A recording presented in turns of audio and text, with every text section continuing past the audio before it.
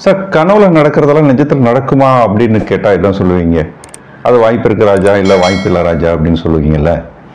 ஆனால் ஒரு பொண்ணு ஒரு கனவுல, அவருடைய கனவுல அழகான ஒரு வாலிபன் வரான். அவனை பார்த்தோன்னே இவன் தான் என்னுடைய வாழ்க்கை துணைன்னு முடிவு பண்ணுறான். கல்யாணம் பண்ண அவனையே தான் பண்ணுவேன்னு அடம் பிடிக்கிறான். அதே மாதிரி ஒரு பையன் அவனுடைய கனவுல அழகான தேவதை ஒருத்தி வரான். அவளைய பார்த்த உடனே அவனும் அப்படியே நினைக்கிறான், கல்யாணம் பண்ண இவளையே தான் கல்யாணம் பண்ணுவேன்னு நினைக்கிறான். இது என்ன சார் புதுசாக உருட்டுறீங்க அப்படின்னு கேட்டிங்கன்னா, எஸ், இப்படி ஒரு கதை இருக்கு. அந்த கதையோட பேரு மனோன்மணியம். அந்த கதையை பற்றி தான் இந்த காணொலியில் நம்ம பார்க்க போகிறோம். வணக்கம் நண்பர்களே, நான் உங்கள் நண்பன் கே.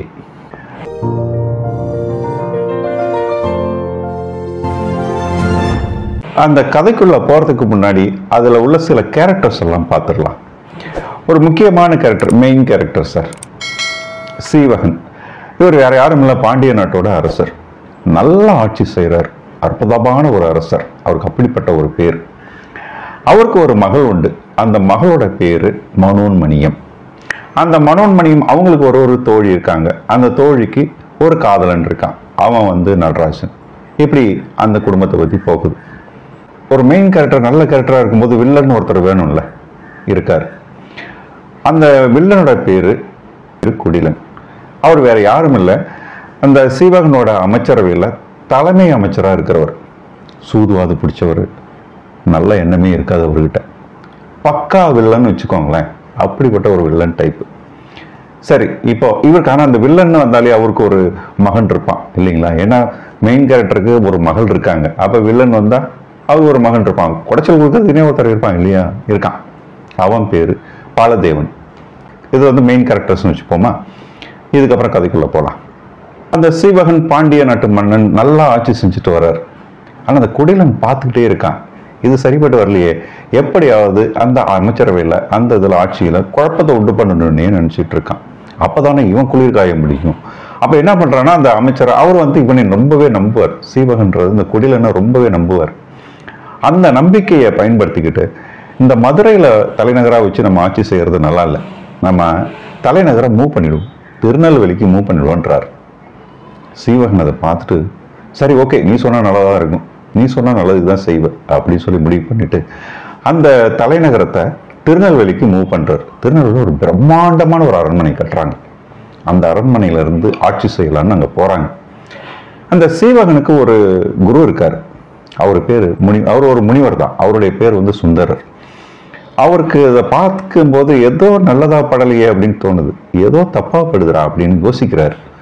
சரி, இதை எப்படி கண்டுபிடிக்கலாம் அப்படின்னு நினைச்சு அவரும் அங்கே வந்துடுறாரு அந்த அரண்மனைக்கு. சீவன்கிட்ட சொல்றாரு, எனக்கு ஒரு அறை கொடுத்துற, நான் அங்கே போய் தங்கிக்கிறேன் அப்படின்றாரு. சரி ஓகே, உங்களுக்கு ஒரு அறை இருக்குது, நீங்க அதில் போய் தங்கிக்கோங்கன்னு சீவகன் அவருக்கு ஒரு அறை அலாட் பண்ணிடுறான். இவர் அங்கே தங்கியிருக்காரு. இந்த சுச்சுவேஷன்ல என்ன நடக்குதுன்னா, அந்த வாணி இருக்காங்க இல்லையா, மனோன்மணியோட தோழி வாணி, அவங்களுக்கு ஒரு கல்யாண விஷயமா பேச்சு அடிப்படுது. அப்போ வாணியோட பெற்றோர் பாத்தீங்கன்னா ஒரு முக்கோணமா ஒரு சுத்தும். வாணியோட பெற்றோர் என்ன நினைக்கிறாங்கன்னா, அந்த வாணி தான் நடராஜனை லவ் பண்றாங்க பாத்தீங்களா. அப்போ அந்த நடராஜனை கல்யாணம் பண்ணி வைக்கிறதுக்கு விருப்பமே படலை. அதுக்கு என்ன காரணம் அப்படின்னா, நடராஜனுக்கு அப்படியே பெரிய அளவில் சொத்து சுகம் அந்த மாதிரிலாம் கிடையாது, ஒரு சாதாரண மனுஷன். ஆனா இவங்க என்ன பண்றாங்க, வாணியோட பெற்றோர் ஒரு நல்ல மாப்பிள்ளையா பார்க்கணும்னு முடிவு பண்றாங்க. அப்ப அவங்க கண்ணுக்கு தெரியறதுன்னா குடிலனோட மகன் பாலதேவன் கண்ணில் படுது. ஏன்னா குடிலன் எப்படியும் அந்த அமைச்சரவையில் பெரிய ஆள் ஆயிடுவார், நிறைய சொத்து சுகம்லாம் வரும், அதை வச்சு நம்ம அனுபவிச்சுக்கலாம்னு அவங்களுக்கு ஒரு பேராசை. ஸோ அந்த பையனை கல்யாணம் பண்ணலாம் அப்படின்னு நினைக்கிற அந்த நேரத்தில் நம்ம மனோன்மணியம் என்ன பண்ணுறாங்க, ஒரு கனவு வந்துருச்சு அவங்களுக்கு. ஒரு நைட்டில் ஒரு கனவு வந்துருச்சு. இந்த கனவுல ஒரு அழகான வாலிபன் சார். இங்கே தான் ட்விஸ்டே ஆரம்பிக்குது. அதை பார்த்த உடனே அவங்களுக்கு அந்த பையனோட நினைப்பாவே இருக்கு. அது என்ன பண்றது, அந்த பையனை பற்றியே யோசிச்சுட்டு இருக்காங்க, எப்படி அந்த பையனை பார்க்கறது அப்படிங்கிறாங்க. யோசிச்சுக்கிட்டே இருக்கிறாங்க. கல்யாணம் பண்ணால் அந்த பையனை மட்டும்தான் கல்யாணம் பண்ணணும்னு முடிவு பண்ணுறாங்க. இப்படி இருக்கும்போது என்னன்னா, நினைப்பிலேயே அவங்களுக்கு ஒரு காய்ச்சல் வந்துடுது.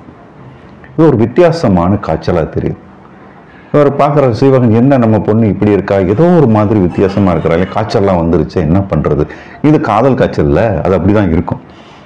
அவருக்கு இதெல்லாம் தெரியாது.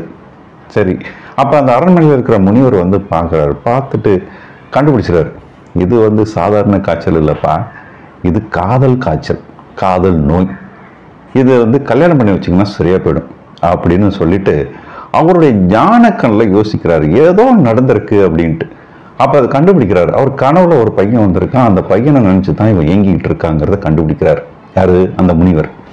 அப்போ அந்த பையன் யாருன்னு யோசிச்சு பார்த்தா அவன் ஒரு சேர நாட்டு அரசன். அவன் பேர் புருஷோத்தமன். அவனும் நல்ல மனுஷன்தான், நல்ல ஆட்சி செய்கிற மனுஷன்தான். அப்போ சிவகன்கிட்ட சொல்கிறாரு, அந்த புருஷோத்தமனை போய் பார்த்து அந்த பையனையும் அவன் பொண்ணுக்கு பேசி முடிச்சிரு, எல்லாமே செட்டில் ஆகிடும் அப்படின்னு சொல்கிறாரு.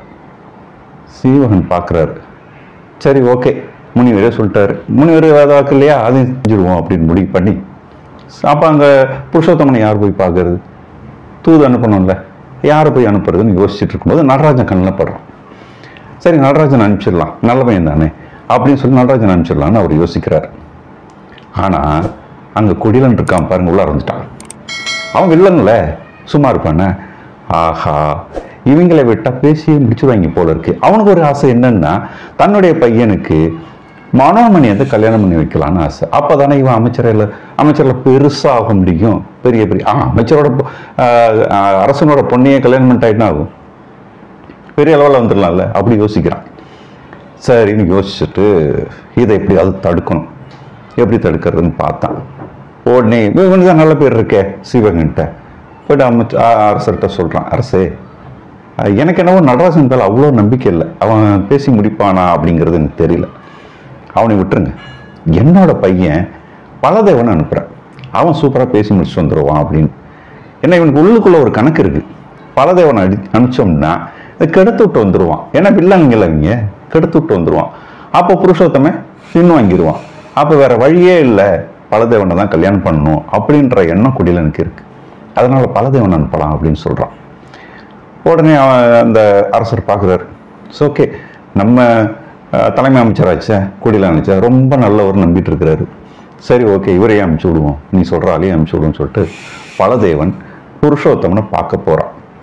புருஷோத்தமனை பார்த்து அவன் ஏடாகூடமான ஒரு பேச்செல்லாம் வந்துருச்சு. இதை எப்படியாவது கெடுக்கணும் தானே அவன் போறான்.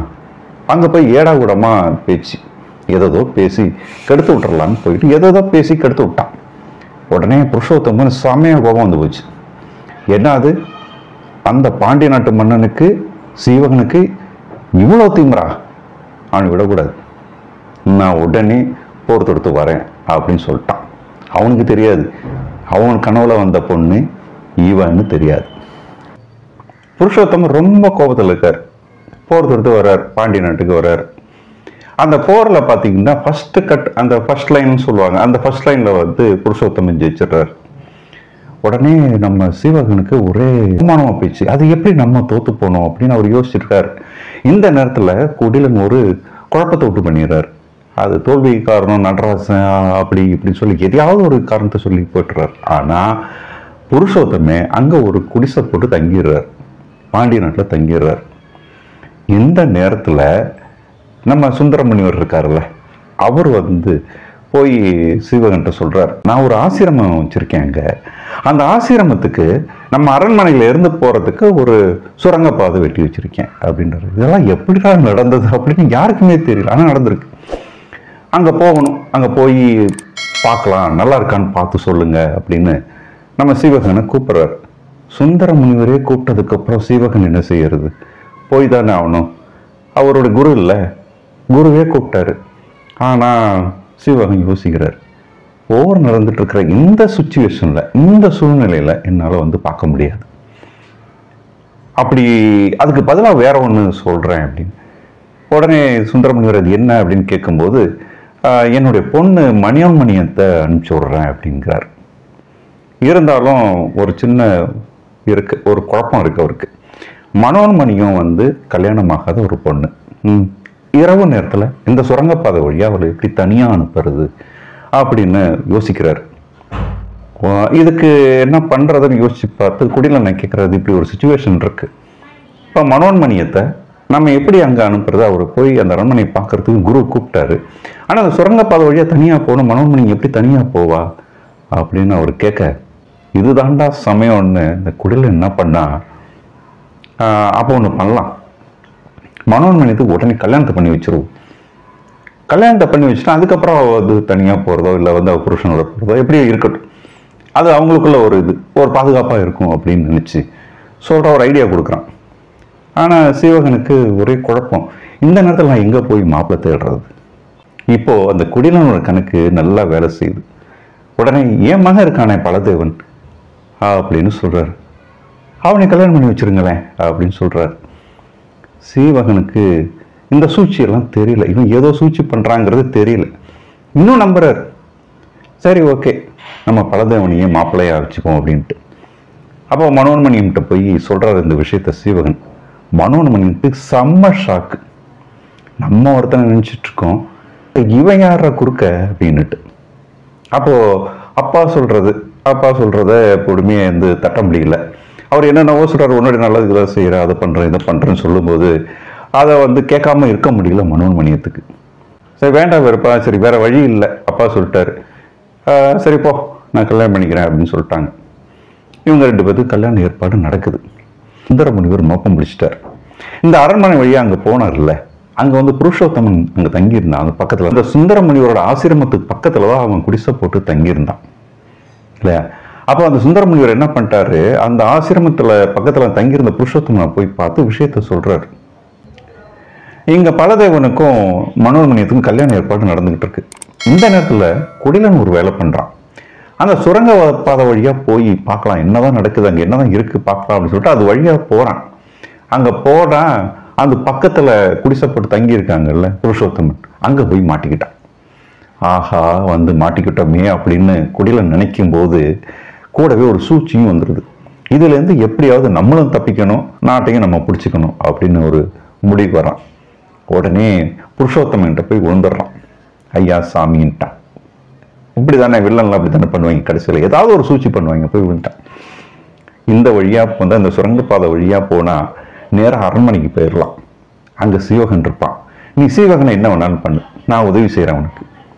புருஷோத்தமன் இவனை ஓரளவுக்கு கெஸ் பண்ணிட்டான். இவன் ஏதோ சூழ்ச்சி பண்ணுறான்டா அப்படின்னு முடிவு பண்ணிட்டான். இருந்தாலும் அவனுக்கு என்ன வேணும், மதுரை ஜெயிக்கணும், மதுரை அந்த அரச சீவகனை ஜெயிக்கணும் அதானே.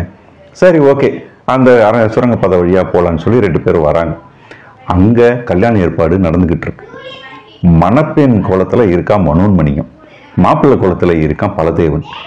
இந்த நேரத்தில் இவங்க 2 பேரும் அங்கே போகிறாங்க. அங்கே போய் சுரங்கப்பாதை வழியாக அரண்மனை போன உடனே அந்த மணப்பெண்ணை பார்த்த உடனே புருஷோத்தமன் செம்ம ஷாக்கு. அப்போ நம்ம கனவுல வந்த பொண்ணாச்சு இவளை தானே நம்ம கல்யாணம் பண்ணணும்னு நினச்சிக்கிட்டு இருந்தோம் அப்படின்னு அவனுக்கு ஒரு எண்ணம் வந்துச்சு. அந்த பொண்ணு இங்கே தான் இருக்காளா அப்படின்ற அவனுக்கு ஒரு அவ்வளோ சந்தோஷம், ஒரு பூரிப்பு. இப்போ அவனுக்கு போகிறதுக்கு தோணுமா?